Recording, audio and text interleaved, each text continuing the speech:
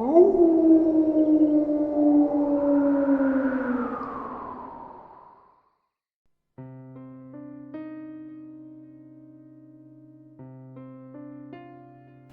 Nazi reign was famous for its backdoor scientists and occult researchers.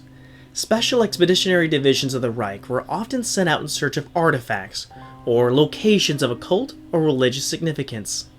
Meanwhile, in Germany, bunkers were assembled and mansions and castles were fitted with labyrinths and dungeons which were filled with strange experiments and research notes.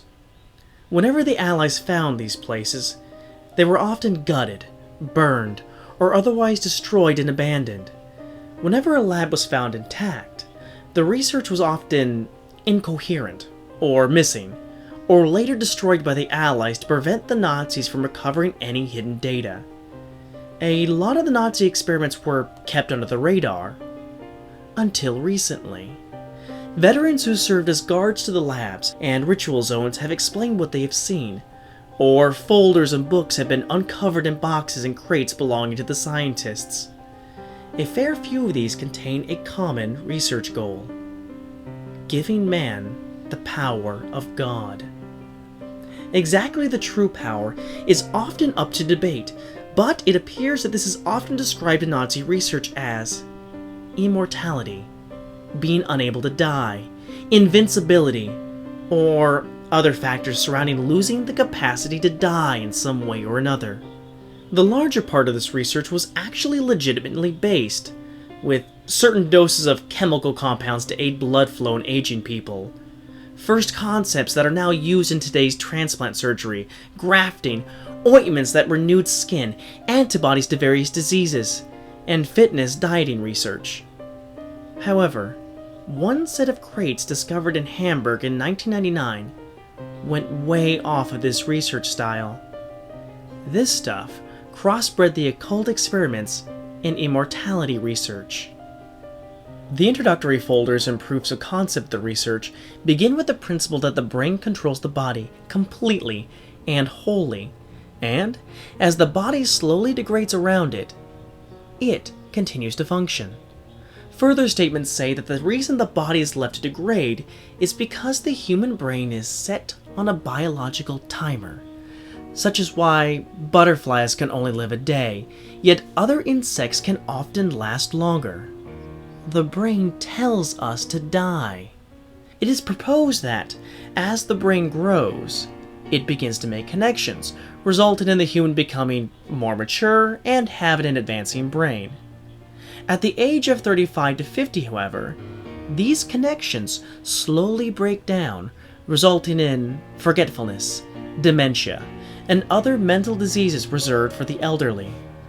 The Nazi scientists proposed that the brain has a universal kill switch that activates as soon as the brain is fully developed. In all normal humans, this kill switch will initiate a shutdown sequence of bodily functions, which occurs over several decades. As soon as the body is fully shut down, the brain will be forced to die through a lack of oxygenated blood. It is said that Werner syndrome, a disease where a person ages rapidly, is a result of the kill switch function activating far too early. The Nazis proposed that they could remove the kill switch and give the human mind immortality, and, from that, complete immortality. Needless to say, brain surgery was incredibly difficult during those times, but it was possible. In the stacks of folders, there were many different diagrams and past research on the brain, psychology, the human mind, and the like. The experiments were initially proposed to Nazi executives in 1940, and permission was granted to perform the experiments in 1942, under one condition. The experiments must be conducted outside of Germany. The German populace must not see this experiment in any way, shape, or form. It was no surprise to the scientists that the executives were paranoid about public relations, but the idea of performing the research outside of the fatherland was foreign in itself. Most experiments were performed in bunkers or basements. Regardless, the scientists complied, and were able to organize a setup with their ally, Japan. In late 1942, the research had begun. And here's where it gets strange. The research team had taken over a Japanese orphanage. The orphanage was in the hills, supposedly somewhere in Shimane, an area nearby Hiroshima. The scientists figured that if they tried to take the usual test subjects, old or diseased people with nothing left to live for, they would be playing with the variable disease, or, more importantly, they would be experimenting on a brain that had already had its kill switch activated, rendering it useless in the context of finding a solution. As a result, the Nazi scientists demanded that children, namely the orphans in the orphanage, which they deemed to again have nothing else to live for, would become test subjects. Their young brains eliminated any cause for concern of an already activated kill switch. To begin the experiments, the children went through numerous immunizations and intense psychological testing to ensure that they would prevent any defects and keep a general benchmark for their subjects. Next, they began with the older staff of the orphanage. Put under anesthetic, the surgeons opened up their skulls to find a good cross-section of an adult brain, and began to find key differences between it and a child's brain.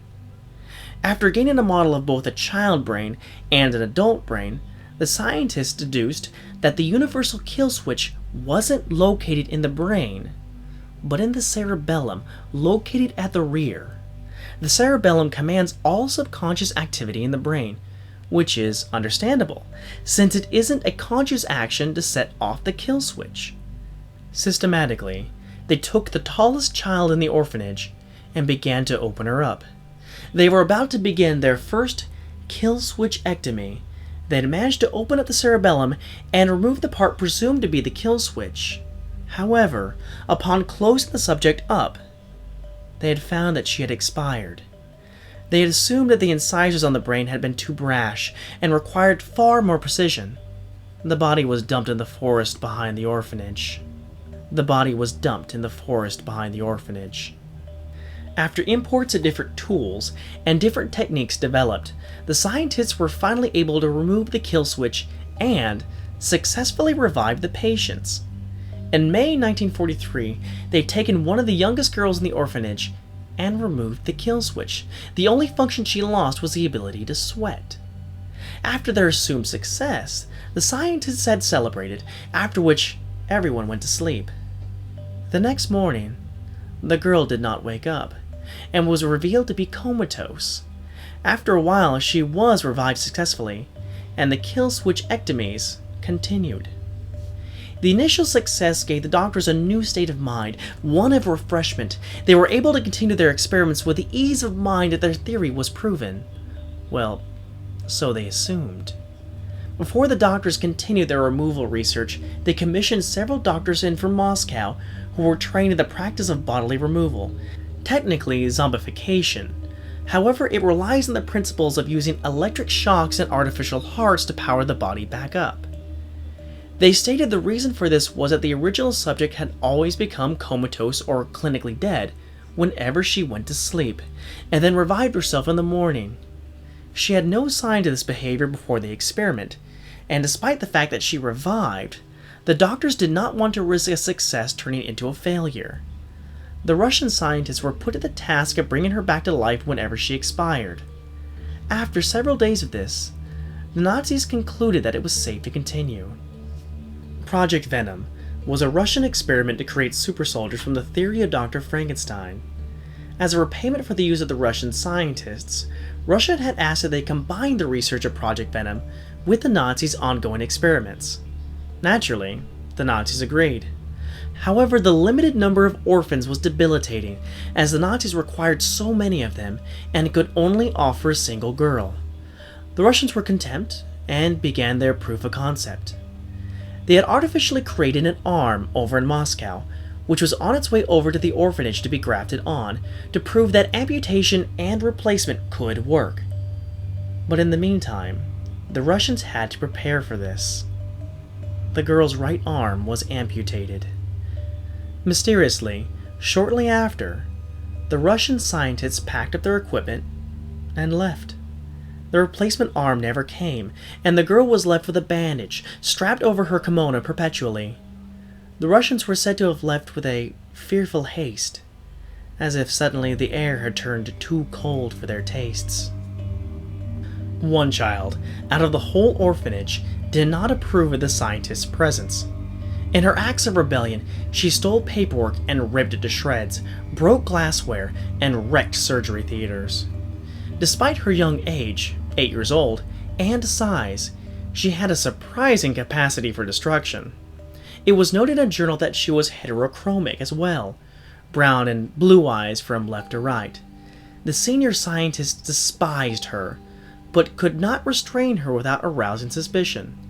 Instead, they ordered the Nazi soldiers to take care of her. She was brutally beheaded with a blunt bayonet.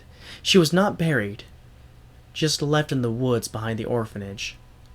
The soldiers told the caretakers that she had found a new family. The Nazi scientists attempted to play around with their successful experiment by trying different aspects to it. Sadly, though, none of them worked. Here's a list of them. Entry through the side of the head. Performed on a 10-year-old boy. Skull was deformed, and the boy had virtually been lobotomized by the end of it. However, he wasn't vegetative as a result, although he was mentally retarded due to the experiment. Entry through the lower jaw. Performed on a 6-year-old girl. The tongue and most of the flesh of the lower jaw was removed and could not be replaced. The subject's sinuses were also scrambled. Entry through the side of the head. Subject was reluctantly half-deaf. It should also be noted that there was no anesthetic during the surgery, and the screams were truly mortifying, as most journals read. Despite the failure of these, the kill switches were all still removed, and the subjects acted in much the same way as the first girl, expiring upon sleep. However, they were reduced to a mere 10 people due to all the previous failures. This is including the caretakers, and they had performed surgery on all the children. The doctors began to formulate ideas that in a child, a kill switch isn't already activated. But in an adult, a kill switch could be reversed using a chemical compound to eliminate the hormone produced, and the kill switch then removed. This was performed on all the caretakers, and was, surprisingly, successful, as they all survived. During the experiments, scientists were told to watch over the successful children and monitor their behavior.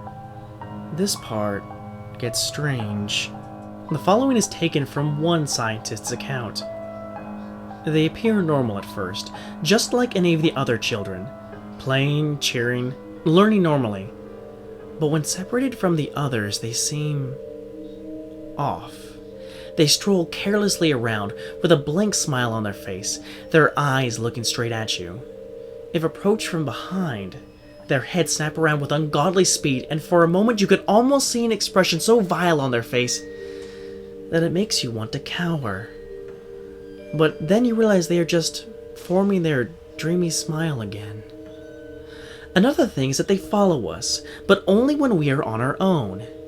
After finishing on my typewriter and heading to my room, I'm often given a fright by one of the children standing several meters down the dark hallway, staring at me. When I go to my room, she follows me, and I shut my door, jam a chair behind it, and only then I sleep safely. It feels like they're ghosts at nighttime, and the funny thing is I keep seeing one child with reddish hair. I keep asking who the child is this next morning, but the caretakers say they haven't had a child with reddish hair for a while. They also seem to be playing a game a lot more than when we started. I haven't got much knowledge of Japanese, but it seems the game is named Kagome Kagome, or Circle U, Circle U, as described by one of the translators. A group of children surround one child who sits in the center, alone. They link arms and begin to move in a circular manner around the child, making scary faces at them and singing an eerie chant. You lose if you flinch. Upon talking to them, I've noticed that they seem more dreamy, forgetful, and somewhat blank, as if the experiments wipe their memories as well. But it's not an innocent type of dreamy, rather something more sinister. They stare at you with wide eyes and ask you questions you never thought that they would know. One asked me, "When your grandmother died, Did she really leave you a gold-plated watch? It may seem crazy, but my honest answer was yes. I also learned something else. The child who rebelled against us had reddish hair. That marks the end of his account. In early 1945, Hiroshima is bombed, Germany forfeits, and the experiments are ground to a halt. The Germans begin packing up their equipment, with most of them having already returned home due to their mental welfare, stating that they showed signs of insanity. Only 4 scientists remained. After sending the last set of equipment off, the scientists deemed it only justified that they informed the caretakers that they were leaving, and they did so. And to the horror of one of the scientists, and the surprise of the rest, the head caretaker said, in fluent German, "Will you play one last game with us?" The 3 scientists agreed, and a circle of children and caretakers formed around them, saying, "Now, if you flinch, you lose." The one horrified scientist ran to the last truck and jumped on it without looking back. Now, the story goes that if you go to Hiroshima, go around the woods and you may find some dirt trails there.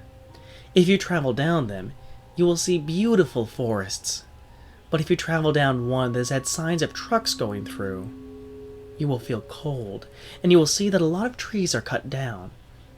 Don't wander from the path, or you'll likely get lost in those vast woods. If you pay attention, you will notice that the tree stumps look like kneeling people with missing heads. If you continue, the air will get cold, but naturally because you're climbing uphill, right? Of course, eventually, you will reach a clearing with an old stone building in the center, vines covering the place. Go inside if you want to play. As soon as you open the door, a foul smell will come out, similar to that of a rotting corpse. If you look down the hall, it will be dark regardless of the time of day, since there are no lights.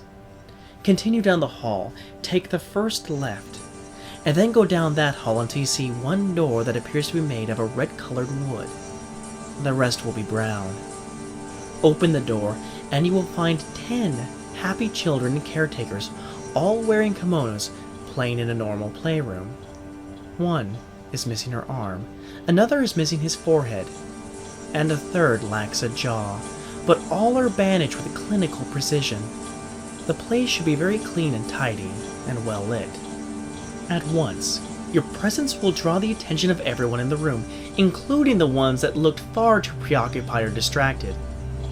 They will turn to look at you, carefree smiles from each of their pleasant faces. The head caretaker, in all her beauty, will ask, "Will you come play with us?" If you say no, the door will slam shut on you, and if you try to go down the other hallways out the exit, you will only find another dark hallway. Open any of the brown doors and you should find operating tables or bunk beds. If you continue down the third hallway, you will realize that a girl is standing several meters behind you, her face shrouded by a shadow. Approach it and expect your doom.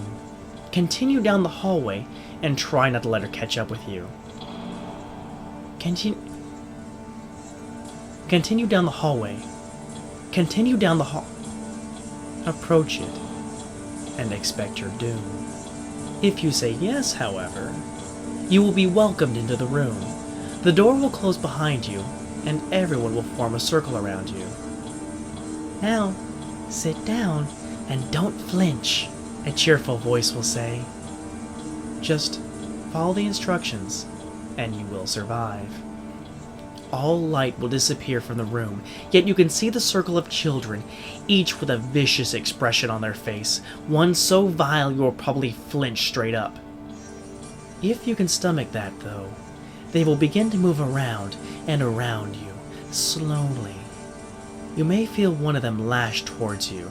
If you look, however, there will be nothing there besides the children circling normally. If that wasn't enough, they will begin chanting, "Kagome, Kagome, Kagome. I really can't explain any further. No one ever lived to tell the tale of what happens then. If you choose to say maybe to the head caretaker, or anything other than yes or no, it is told that the children's expressions will turn mortifying, and they will scream in inhuman voices, "Decide! Decide!" If you do anything besides say yes or no from here, it is told that the children and caretakers will slam the door on you.